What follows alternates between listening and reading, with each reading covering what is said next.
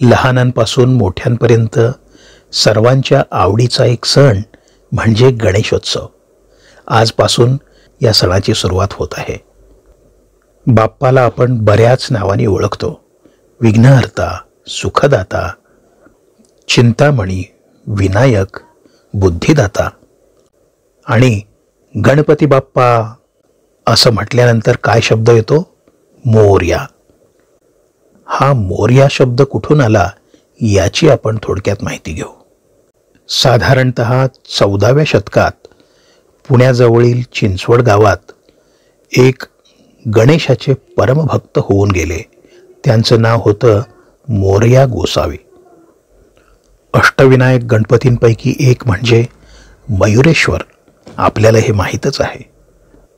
तर हे मोरया गोसावी मयुरेश्वर मंदिरात नेहमी जात असत.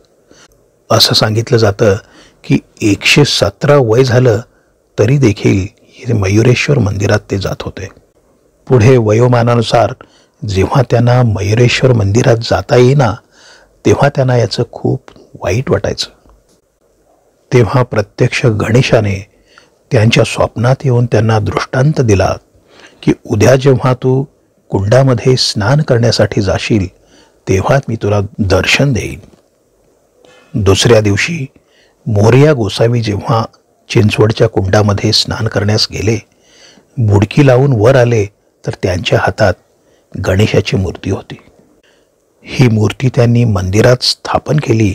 यालाच मोरया गणपती मंदिर असे देखील म्हणतात. तेव्हापासून गणेशाबरोबर मोरया गोसावी हे नाव अशा प्रकारे जोडले गेले की गणपती बाप्पा म्हणतात मोरया अशी म्हणायची प्रथाच सुरू झाली.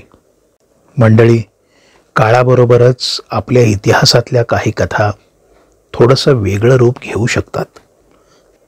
गणपती बाप्पा मोरया याबाबत तुम्हाला काही दुसरी गोष्ट माहीत असेल तर तुम्ही नक्कीच शेअर करू शकता.